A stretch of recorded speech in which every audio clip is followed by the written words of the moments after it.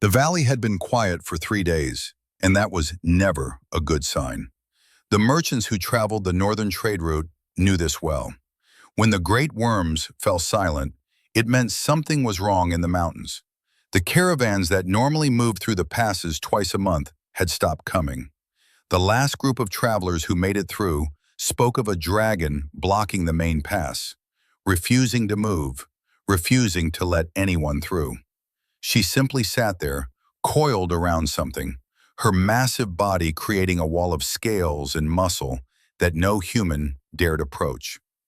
Commander Elena Vasquez stood at the forward camp, studying the reports with growing concern. The dragon had been there for nearly a week now, and the economic impact was already being felt in 3 neighboring kingdoms.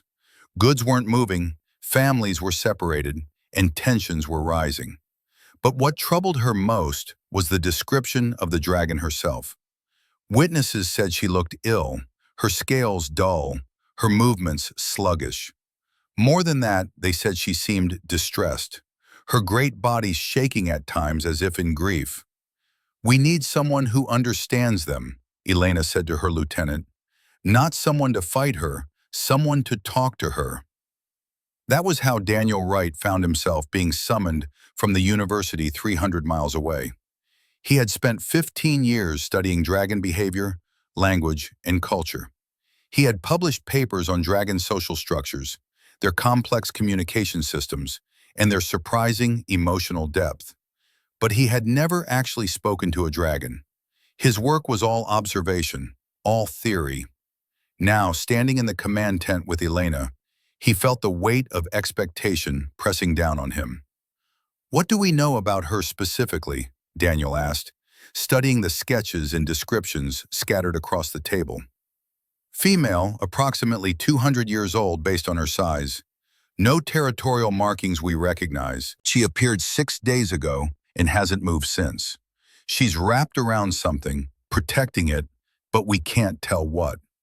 Anyone who gets close enough to look gets driven back by her tail." Elena paused. "But here's the strange part. She doesn't roar. She doesn't make any vocalizations at all. Every other dragon we've encountered uses sound as a primary warning. This one is completely silent." Daniel felt something shift in his mind. A silent dragon.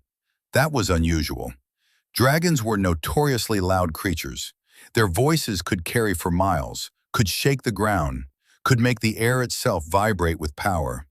A dragon that didn't vocalize was like a bird that didn't sing. It was wrong somehow. "I need to see her," he said, "up close." The approach took hours. Daniel insisted on going alone, despite Elena's protests. He carried no weapons, wore simple clothes, and walked slowly up the mountain pass. As he rounded the final bend, he saw her. The descriptions hadn't done her justice. She was magnificent, even in her obvious distress. Her scales were deep emerald green, fading to gold along her belly. She was easily 60 feet from nose to tail, with wings folded tight against her body. And she was curled in a perfect circle, her tail meeting her nose, forming a protective barrier around something at the center. Daniel stopped 100 feet away and simply watched. He had learned patience in his years of study. He knew that observation was the first step to understanding. He sat down on a rock and pulled out his notebook, beginning to sketch her posture, her positioning, the way she held herself. Hours passed. The sun moved across the sky. The dragon didn't move, but Daniel noticed small things. The way her eye followed birds that flew past. The way her nostrils flared, scenting the air. The way her tail twitched occasionally, responding to some stimulus he couldn't perceive. As evening approached, Daniel saw something that made his breath catch. Another dragon flew overhead, a smaller male with rust-red scales. The male called out, a deep, booming sound that echoed through the valley. Daniel expected the female to respond, to acknowledge the call in some way. Instead, she didn't react at all. The male called again, closer this time, clearly trying to get her attention. Still, nothing. The male landed on a ridge about 200 feet away and called a third time, the sounds sharp and urgent. The female dragon's head turned, but not toward the male.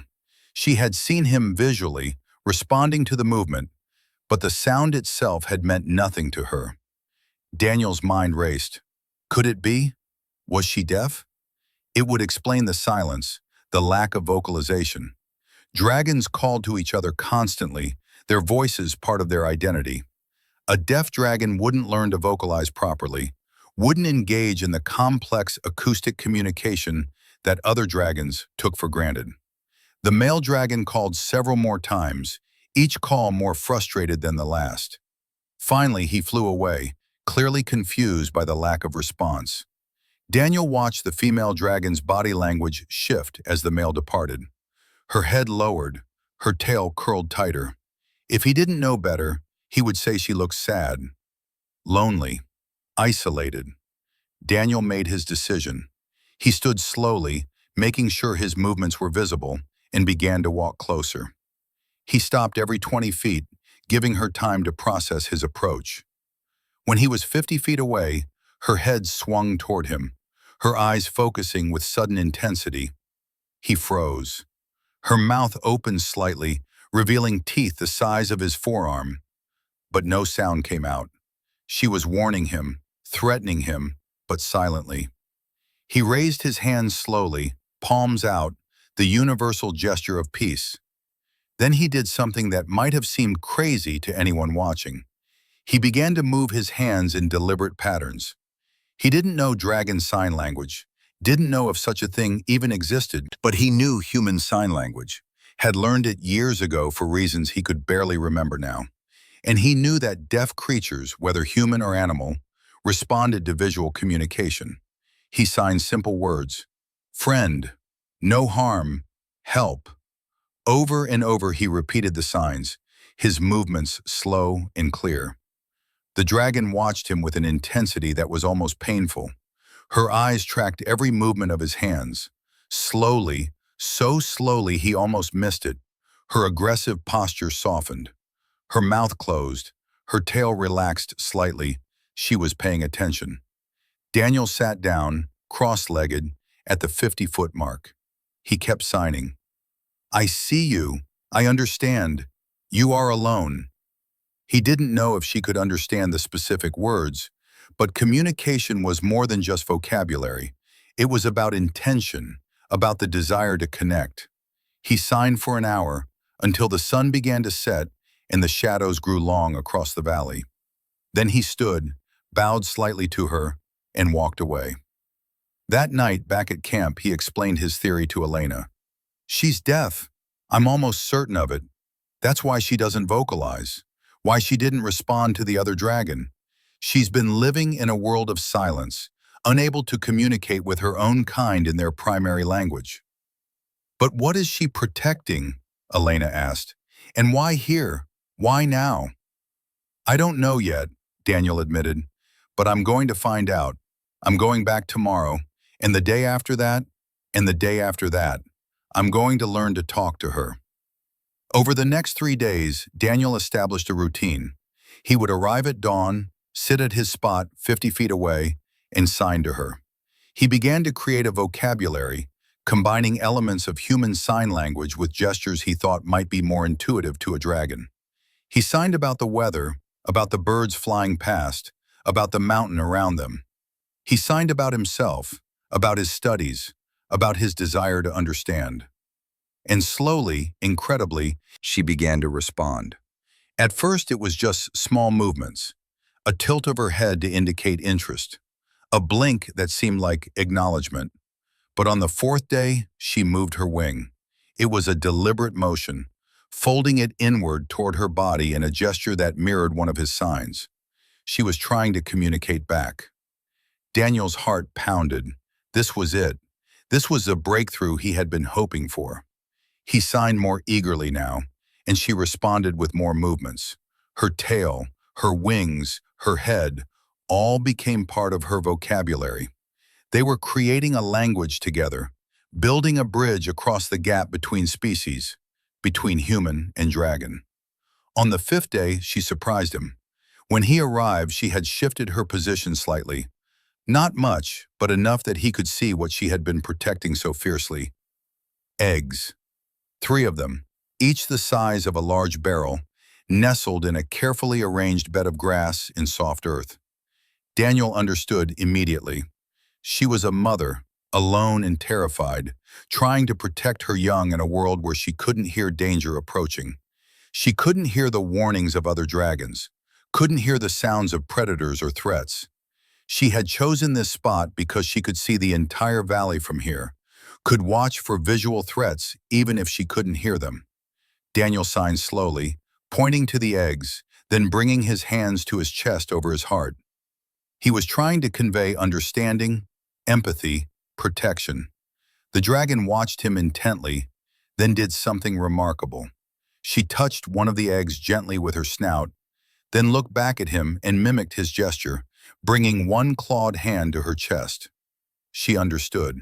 They were communicating not just information now, but emotion. That evening, Daniel sat with Elena and sketched out a plan.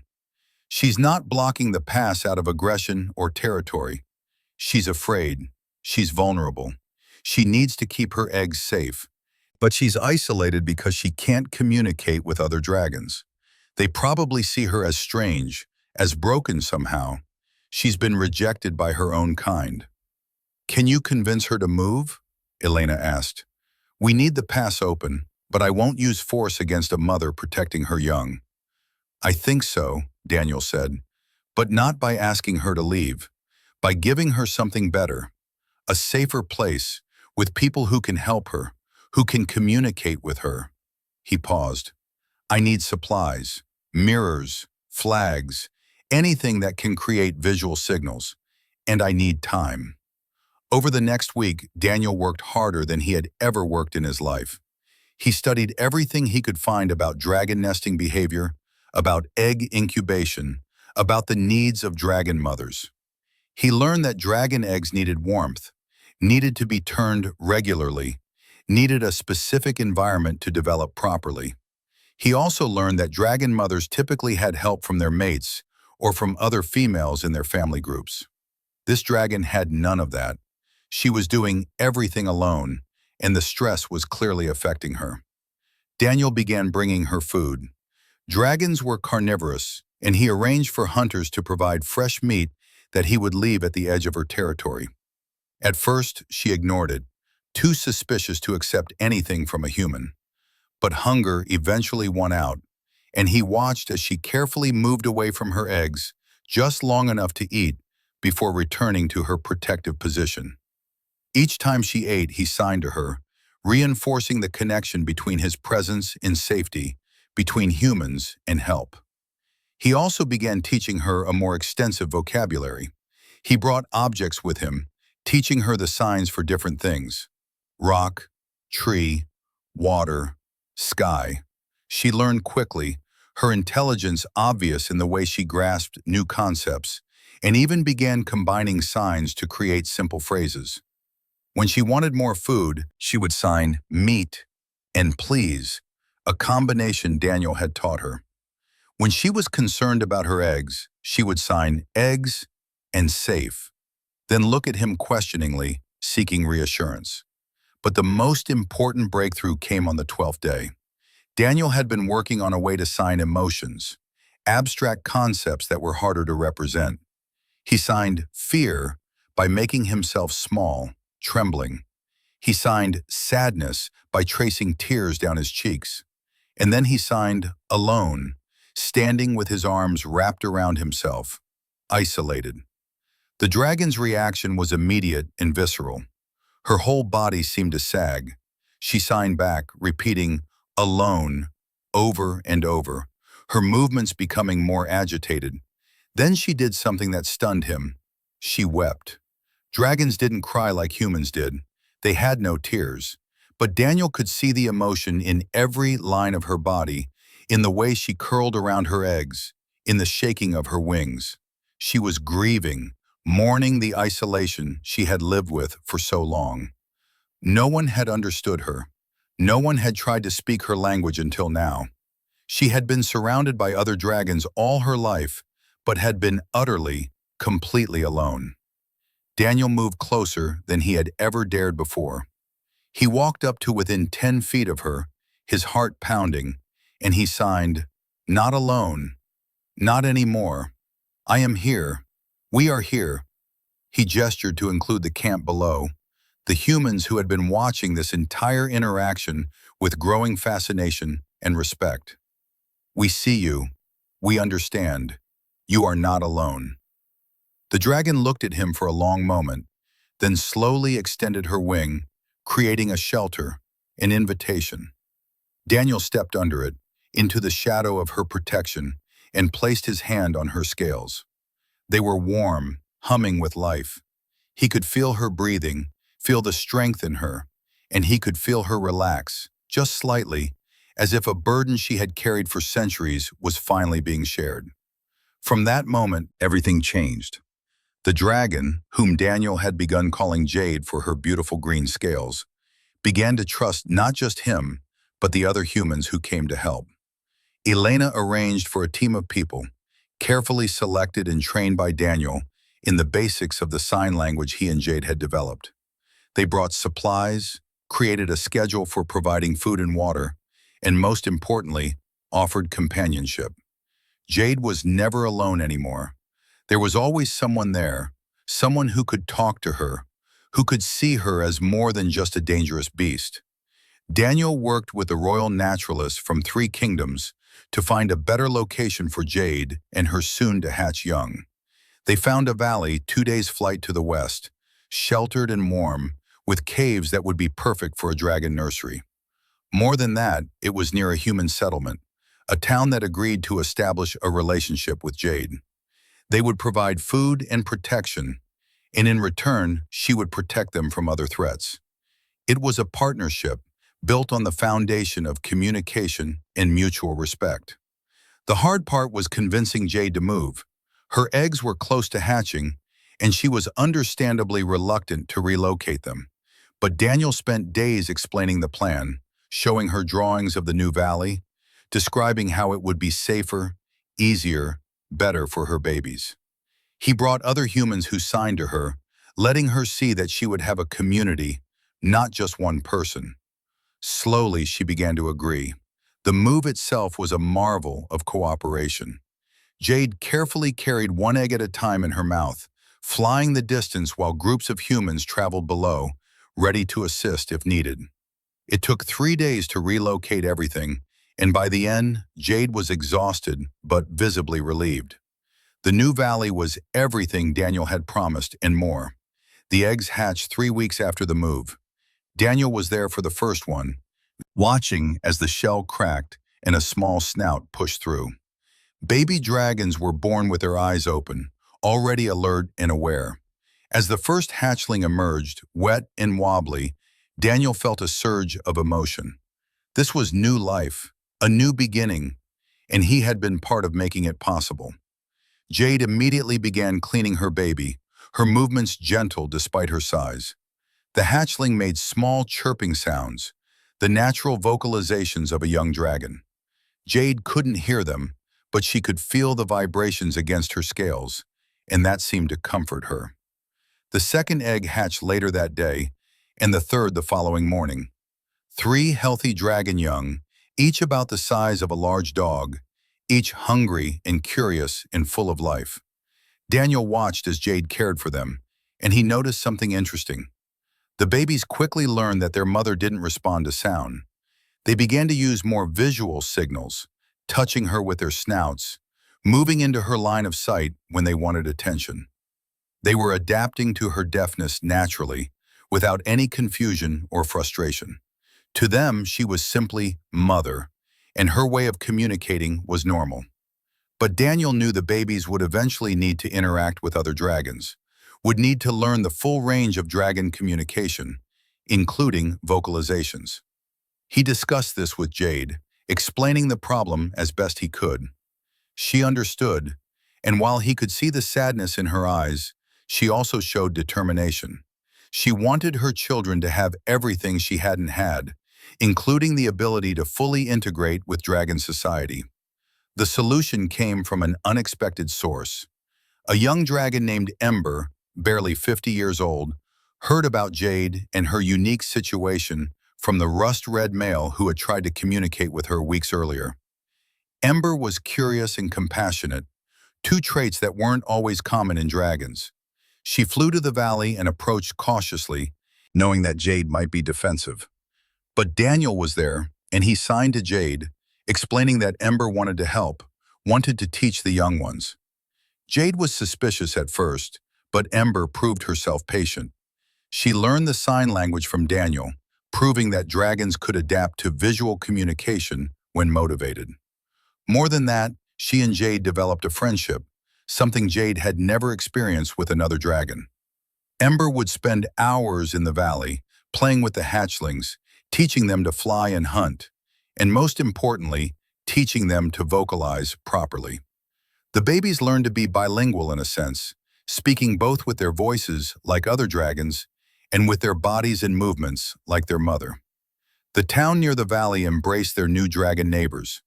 Children grew up learning sign language specifically to talk to Jade, and she became a beloved figure in the community.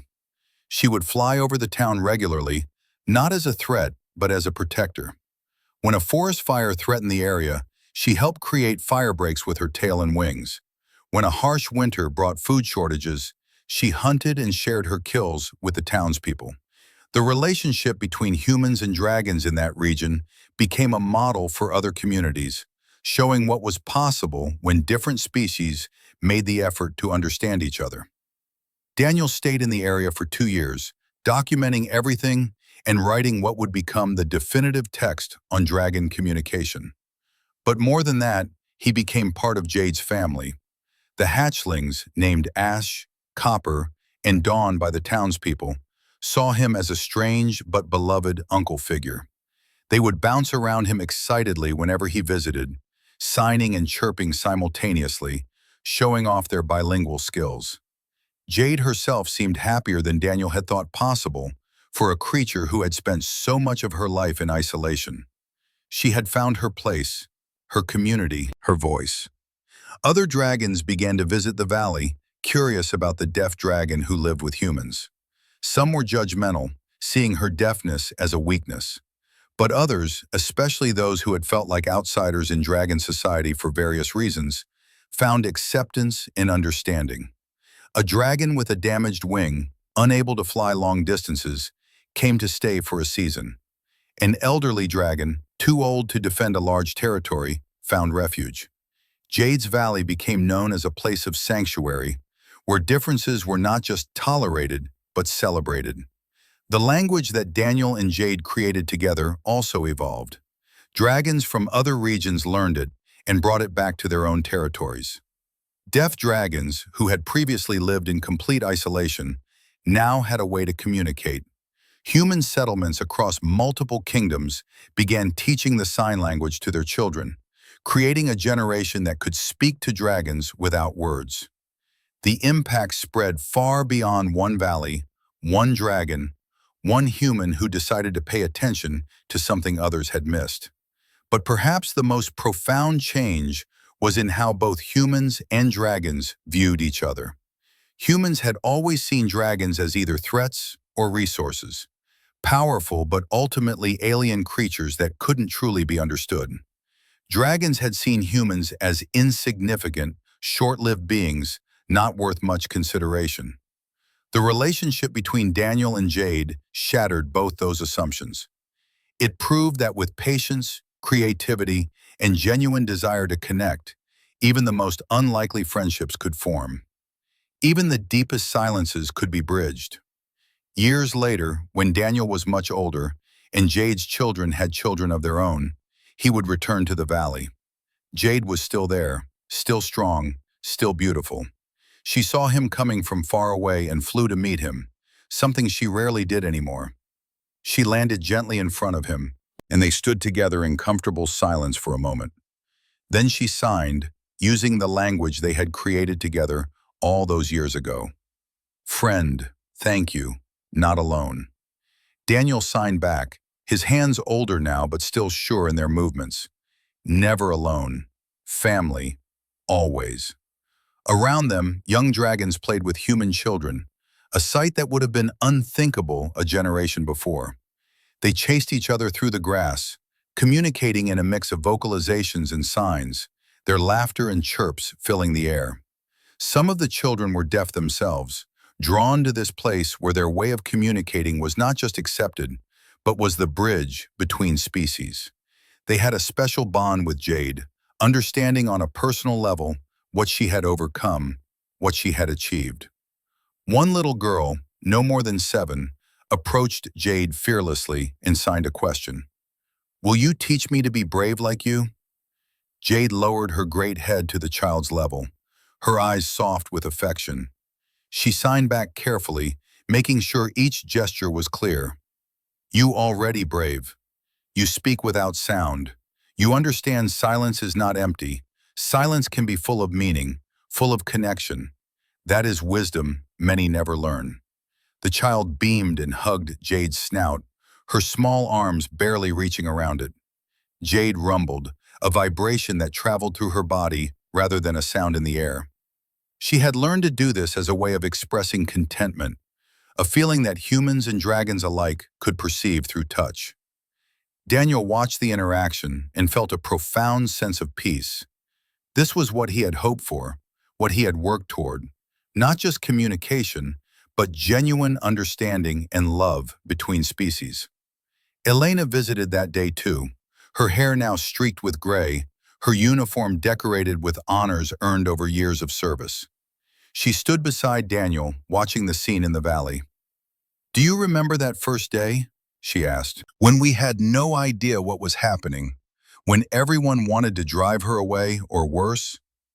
"I remember," Daniel said. "I remember being terrified that we would make the wrong choice, that we would respond with force instead of curiosity. Humanity has a bad habit of destroying what we don't understand," Elena said quietly. "But we also have this capacity for compassion, for creativity, for finding solutions that no one else would think to try.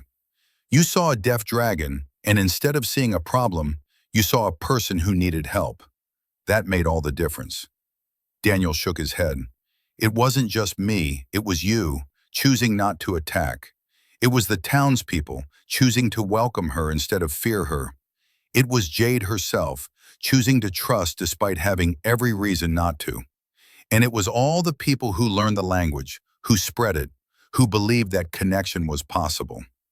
He paused, watching as Ash, now a full-grown dragon himself, demonstrated a complex series of signs to a group of human students. We like to think of humanity's great achievements as our technology, our cities, our conquests. But I think our greatest achievement is this: our ability to reach across the gap between ourselves and others, to learn new languages, to adapt ourselves to meet someone else where they are. Ember landed nearby, having been flying patrol around the valley. She had become Jade's closest friend over the years, and she had also become an ambassador of sorts, teaching other dragons about the sign language and encouraging them to visit the valley. She approached the 2 humans and signed a greeting before speaking aloud. "Daniel, Elena, it is good to see you both. Jade has been excited about your visit for days." "How is she?" Daniel asked, responding in both sign and speech, a habit he had developed to ensure everyone in any conversation could follow along. "Strong, happy, proud of her grandchildren." Ember's eyes, golden and ancient despite her relative youth, settled on Daniel. "She talks about you often, you know, about the day you first came, when you sat on that rock and moved your hands in strange patterns. She says she thought you were mad, but then she realized you were trying to speak to her, and it changed everything." "I was terrified," Daniel admitted. "I had no idea if it would work. I just knew I had to try." "That is the essence of courage," Ember said, "acting despite fear, because the alternative is worse. Too many dragons saw Jade and simply flew away, uncomfortable with her difference. You saw her difference and flew toward it, metaphorically speaking." She paused, a rumble of amusement in her chest. "Humans cannot actually fly, of course." "We've been working on it," Elena said with a slight smile. "Give us another few generations." The day passed in gentle conversation and observation. Daniel gave a lecture to a group of young scholars who had come to study dragon communication, sharing insights and techniques he had developed over decades of work. He stressed the importance of patience, of careful observation, of being willing to meet others on their own terms, rather than forcing them to adapt to human expectations. The scholars took notes eagerly, understanding that they were learning from the founder of an entirely new field of study. As evening approached, Jade gathered all her descendants, children and grandchildren, along with many of the humans who lived in and around the valley. It was a tradition she had started years ago, a communal meal and storytelling session that happened every few months. Dragons and humans would share food, share stories, and strengthen the bonds between their communities. Daniel had been to many of these gatherings, but this one felt special somehow, charged with significance. When everyone was settled, Jade stood at the center of the gathering. She was older now, some of her scales showing the patina of age, but she was still magnificent. She began to sign, her movements large and clear, so everyone could see. Ember translated her words into speech for those who hadn't yet mastered the visual language. "I want to tell you a story," Jade signed. "A story about silence and connection, about fear and courage, about being lost and being found." She told them about her early life, about growing up deaf in a world built on sound. She described the confusion of not understanding why other dragons moved their mouths, why they seemed to be communicating, but she couldn't perceive how. She talked about the isolation, the loneliness that had become so normal, she almost didn't recognize it as pain anymore. She told them about meeting a mate, a dragon who had been kind, but ultimately couldn't bridge the communication gap. He had left before the eggs hatched, frustrated by his inability to truly talk to her. She had been devastated, certain that she would always be alone. Then she described the day she had chosen the mountain pass for her nest, the desperation that had driven her to block a major trade route simply because it was the only place she felt safe. She talked about the humans who had approached her, most backing away in fear, but one who had sat down and started moving his hands in patterns. She admitted that she had almost attacked him, thinking he was mocking her. But something in his eyes, in his body language, had made her pause. He wasn't mocking, he was trying. That moment, Jade signed, her movements slowing with emotion. That moment when I understood that someone was trying to speak my language, to meet me in my silence. That was the moment my life changed. For the first time, I was not the one who had to adapt, who had to pretend, who had to struggle to fit into a world built for others. Someone else was adapting to me. Someone else was doing the work to understand. She looked directly at Daniel, and he felt the weight of her gratitude, her love. That human, that strange small creature who should have been nothing to me, who should have been prey or annoyance at best. He saw me. Not a dragon, not a threat, not a problem to solve. He saw a person who needed to be heard, and he listened with his eyes. The gathering was silent, both humans and dragons absorbing her words. Jade continued, signing about the language they had built together, about the community that had formed, about her children growing up bilingual and confident in ways she had never been. She talked about the other deaf dragons who had found their way to the valley, about the deaf humans who had come seeking a place where their way of communicating was valued. She described the ripple effect, how the language had spread, how attitudes had shifted. But the most important thing, she signed, the thing I want all of you to understand is this. Connection is not easy. It requires work, requires patience, requires the willingness to be uncomfortable. Daniel could have walked away. The soldiers could have attacked.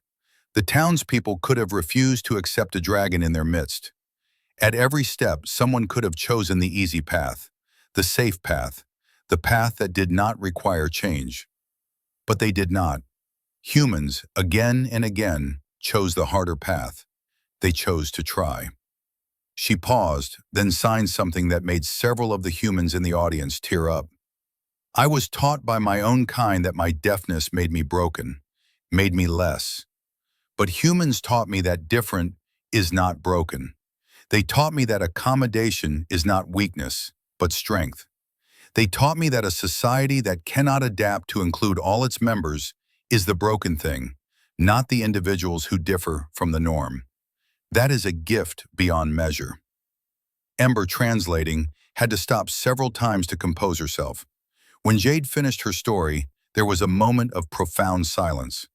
And then something remarkable happened. The dragons began to stomp their feet in a rhythmic pattern, a visual display of approval and appreciation that they had adopted specifically for Jade's benefit.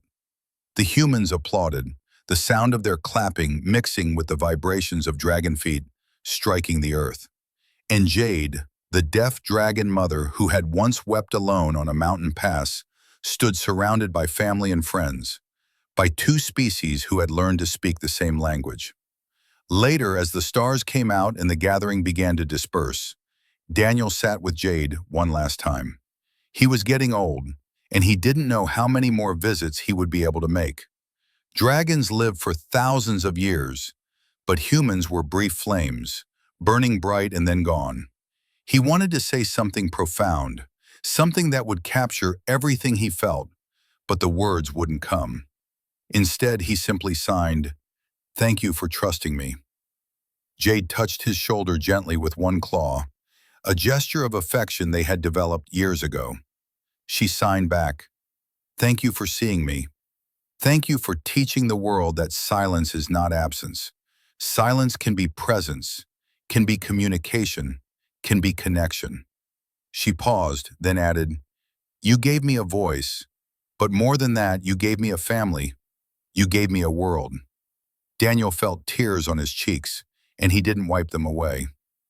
"You gave humanity something too," he signed. "You gave us a reminder of what we can be at our best. Not conquerors or destroyers, but bridge builders. Not speakers who demand others listen, but listeners who learn to hear in new ways." They sat together in comfortable silence, watching as young dragons and human children played in the twilight. The language they had created together had evolved beyond anything Daniel had initially imagined. It was taught in schools now, used in diplomatic negotiations, performed in theaters as a form of art. Books were being written in it, poetry composed with graceful hand movements instead of words on a page. It had become a living, growing thing, a testament to what was possible when beings from different worlds made the effort to truly communicate. One of Jade's granddaughters, a small dragon named Spark, approached and signed a question to Daniel. "Is it true you were scared the first time you met grandmother?" Daniel laughed and signed back, "Absolutely terrified. She could have eaten me in one bite." "But you came back," Spark signed. "Every day. Why?" Daniel thought about the question, about how to explain to this young dragon the complexity of human motivation. The mix of scientific curiosity, compassion, stubbornness, and hope that had driven him. Finally, he signed simply, "Because she mattered. Because everyone deserves to be understood, to be heard, to be part of a community. Because the thought of her being alone forever was unacceptable to me." "Humans are strange," Spark signed, but her eyes were warm.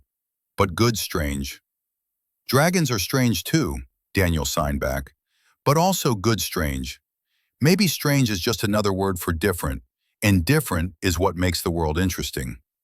Spark seemed to ponder this, then bounced away to rejoin her siblings. Jade watched her go with obvious pride. She turned back to Daniel and signed, "She is right that humans are strange. No other species would have done what you did. Dragons would have ignored me or pitied me. The forest folk would have avoided me. Even the mer people, who are known for their wisdom, would have simply swum away. But humans see a problem and immediately think, how can I fix this? How can I make this better?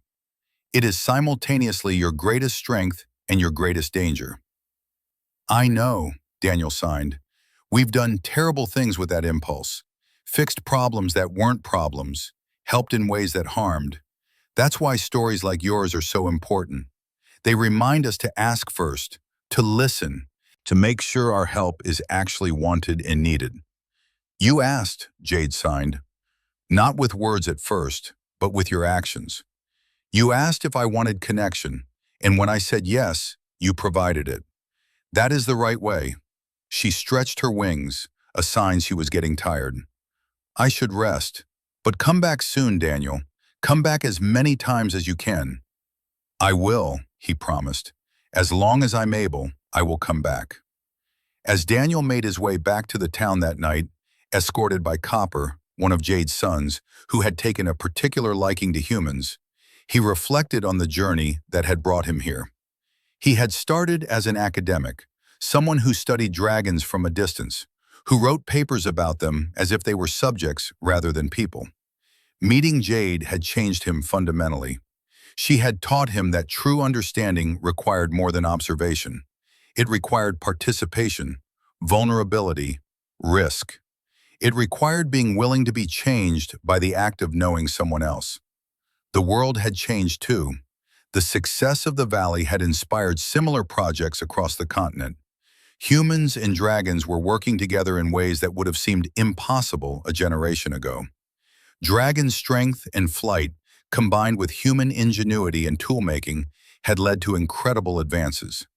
Dragons helped build structures that would have been impossible otherwise, reaching heights and carrying weights beyond human capability. Humans created systems and organizations that helped dragons navigate the complexities of modern trade and diplomacy. Together, they were accomplishing things neither could have done alone. But more than the practical benefits, the relationship had changed how both species saw themselves and each other. Dragons had begun to question their old assumptions about being superior to other species. If humans could develop such sophisticated communication, could form such deep emotional bonds, could innovate and adapt so quickly, then perhaps intelligence and worth came in more forms than dragons had previously acknowledged. Some of the older dragons resisted this idea, but the younger generation, raised on stories of Jade and her human friends, accepted it as obvious truth. Humans, for their part, had learned humility. Dragons had wisdom that came from living for centuries, perspectives that only long life could provide. They had ways of thinking about time, about patience, about the long consequences of short-term actions that humans struggled to grasp. The partnership had forced humanity to slow down, to think more carefully, to consider impacts beyond a single human lifetime. It was making humans better, more thoughtful, more responsible. Copper walked beside Daniel in comfortable silence, a practice he had learned from watching humans with his mother. Eventually he signed, "Do you think other species could learn the language? The forest folk, the mer people, the stone walkers?" Daniel considered the question. "I think so," he signed back. "The language was built to be adaptable, to work for anyone who can see and move. It would need to be modified for species with different physiology, but the core principles would work." "Why do you ask?" "Because I want what my mother has," Copper signed. "I want to be able to talk to everyone, not just dragons and humans. I want to bridge other silences, other gaps. Is that foolish?" "That's not foolish," Daniel signed. "That's vision. That's exactly the kind of thinking that will shape the future. You should pursue it." "Will you help me?" Copper asked. "Will you teach me how to approach other species the way you approach my mother?" Daniel felt a surge of hope. This was how change perpetuated itself, not through one heroic individual, but through generations building on each other's work. "I'll help you," he signed, "and I'll introduce you to others who can help too. You won't be doing this alone." When they reached the town, Copper bid Daniel farewell and flew back toward the valley. Daniel stood for a moment, watching the dragon's silhouette against the stars. Then he went inside to rest, his mind already spinning with plans for Copper's project, for expanding the reach of understanding even further. The next morning, Daniel began writing again. He had written many books over the years, but this one felt important in a different way. It was part memoir, part instruction manual, part philosophical treatise. He called it Speaking Silence, How a Deaf Dragon Taught Humanity to Listen. In it, he documented not just the technical aspects of the language he and Jade had created, but the deeper lessons about communication, connection, and the courage required to reach across differences. He wrote about the importance of approaching others with genuine curiosity rather than assumptions. He wrote about the need to let go of the idea that there was one right way to communicate, one superior method. He wrote about how accommodation was not about lowering standards, but about recognizing that standards themselves could be biased towards certain types of people. He wrote about the joy of connection, the profound satisfaction that came from truly understanding and being understood by someone completely different from yourself. The book would go on to be read by millions, translated into dozens of languages, including the sign language that had inspired it. But as Daniel wrote, he wasn't thinking about legacy or impact. He was thinking about Jade, about the first day he had seen her curled around her eggs, silent and alone. He was thinking about the moment when she had first responded to his signs, when her eyes had lit up with understanding and hope. He was thinking about all the people, human and dragon alike, who had felt isolated because the world wasn't built for them, because they communicated differently, or thought differently, or existed differently than the norm. If his work could make the world even slightly more welcoming for those people, could help build more bridges across more silences, then everything he had done would be worth it. That was the real legacy, the real measure of success, not fame or recognition, but the knowledge that fewer beings would have to suffer the loneliness that Jade had endured, that more voices would be heard, more stories would be told, more connections would be made. Years passed. Daniel grew older still, his hair white, his hands developing the tremors that came with age. But he kept working, kept teaching, kept advocating for communication and understanding in all its forms. He trained a new generation of scholars, people who would carry on his work long after he was gone. He advised kingdoms on how to establish positive relationships with dragon communities. He helped create schools that taught multiple forms of communication as standard curriculum. He lived to see the world become a place where deaf dragons were no longer isolated, where the language he and Jade had built together was recognized as a legitimate and beautiful form of expression. And through it all, he visited the valley. Sometimes frequently, sometimes with long gaps when his health or other obligations kept him away. But Jade always welcomed him back, always had time to sit and sign with her old friend. They would talk about everything and nothing, about philosophy and weather, about mutual friends and the state of the world. Sometimes they didn't sign at all, just sat together in the comfortable silence that only true friends could share. A silence that was full rather than empty. A silence that spoke of deep understanding and acceptance. On his last visit, Daniel knew it would be his last, though he didn't tell Jade. He was very old now, his body failing in the way human bodies did. He had maybe weeks left, maybe days. He had chosen to spend them saying goodbye to the people and places that had mattered most in his life. The valley was at the top of that list. Jade knew anyway. Dragons had a sense for these things, an understanding of death that came from living long enough to watch many shorter-lived friends pass on.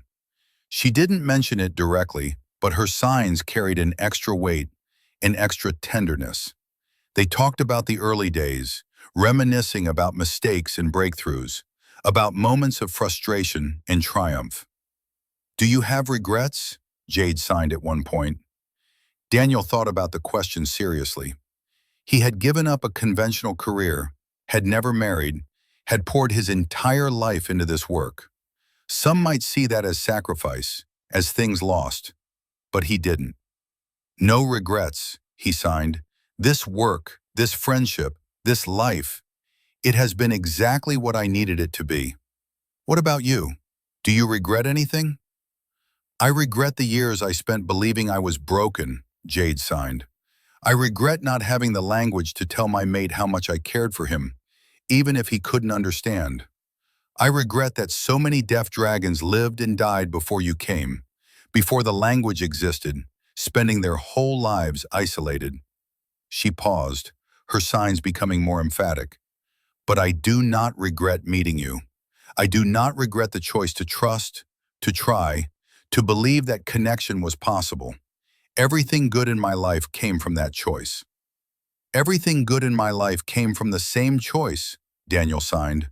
The choice to see you as a person worth knowing, worth listening to. That choice changed me more than any degree or publication or award ever could. You taught me what it means to truly communicate, Jade. You taught me that listening is an active choice, not a passive reception. You taught me that understanding requires work and humility and love.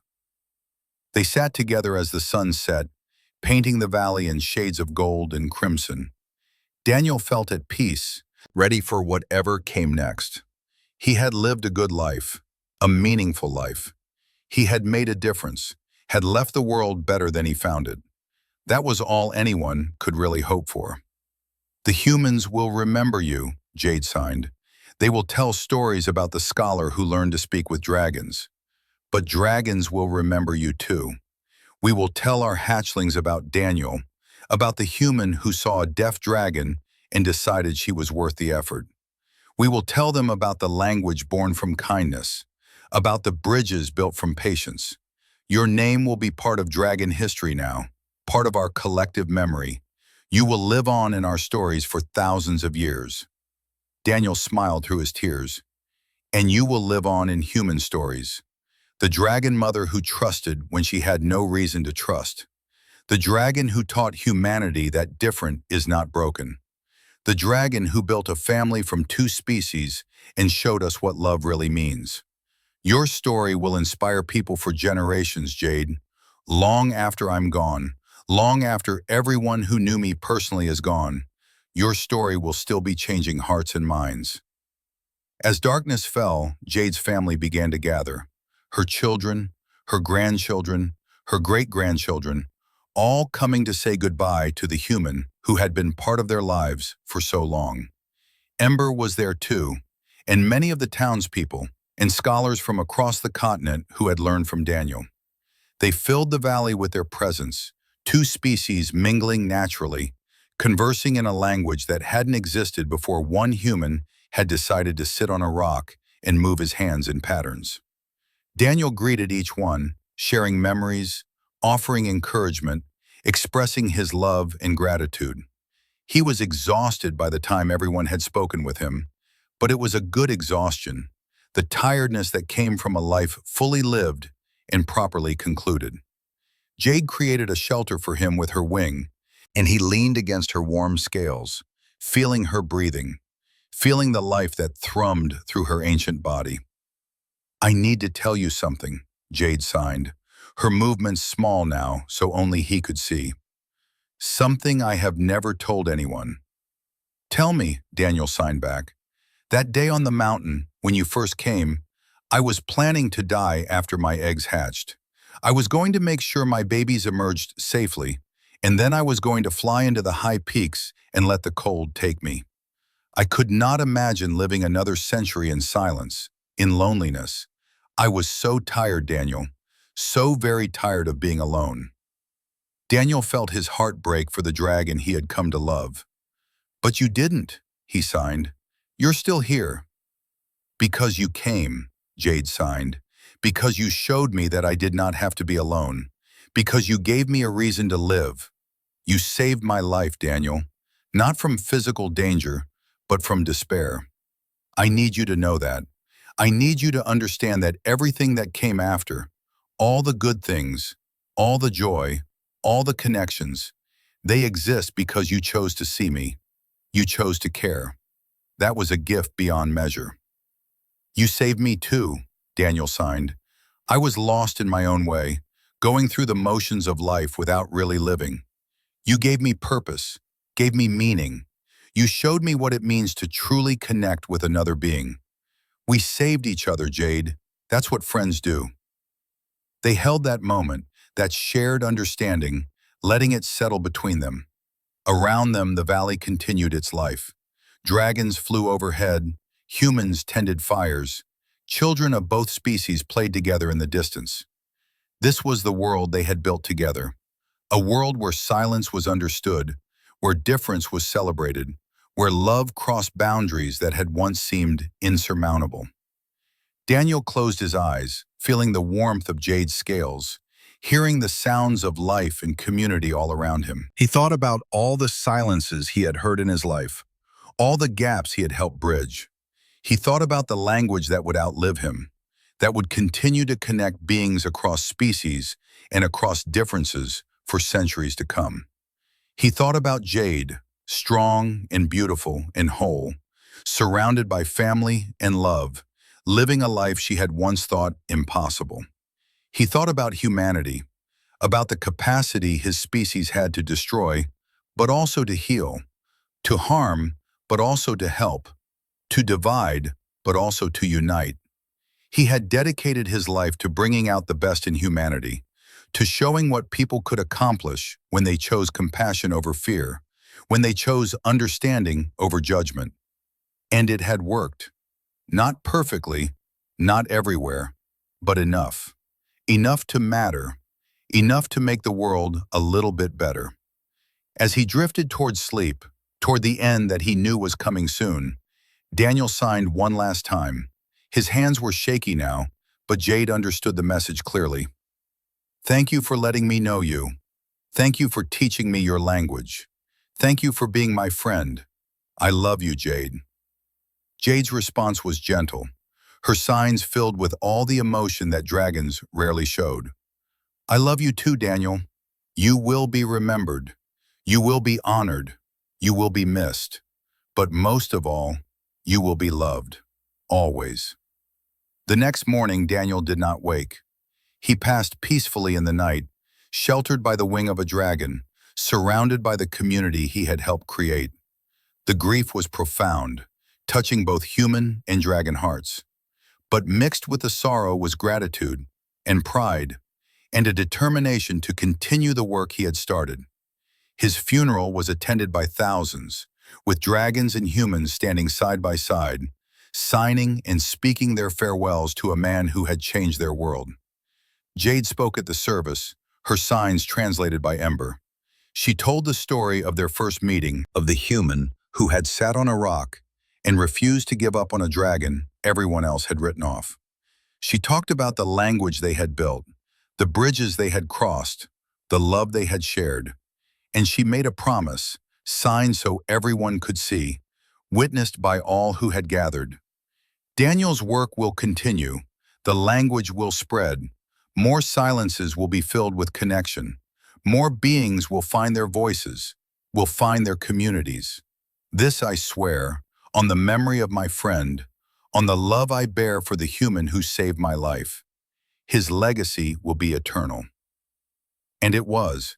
The years turned into decades, the decades into centuries. The language that Daniel and Jade had created together evolved and grew, adapting to new species, new contexts, new needs.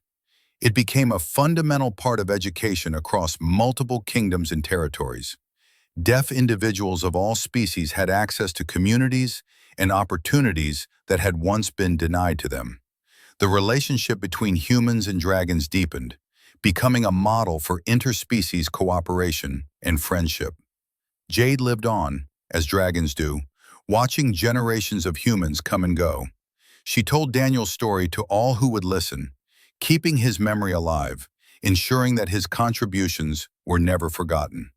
Her valley remained a place of sanctuary, a place where differences were celebrated, where all forms of communication were valued. It became a pilgrimage site, a place people visited to learn about the power of compassion, the importance of understanding, the beauty of connection across boundaries. And sometimes on quiet evenings when the valley was still, Jade would sit alone and sign to the empty air. She would tell Daniel about her day, about the new hatchlings learning the language, about the progress being made toward greater understanding. She would sign about missing him, about wishing he could see how far his work had reached, about the countless lives that had been changed because one human had chosen to care about one deaf dragon. She would sign until her movements slowed, until the words faded into comfortable silence, until she felt at peace once more. Because that was what Daniel had taught her, what he had taught all of them. That silence was not the enemy, that difference was not deficiency, that love could bridge any gap, could overcome any obstacle, could turn strangers into family. That humanity, at its best, was capable of remarkable compassion and creativity.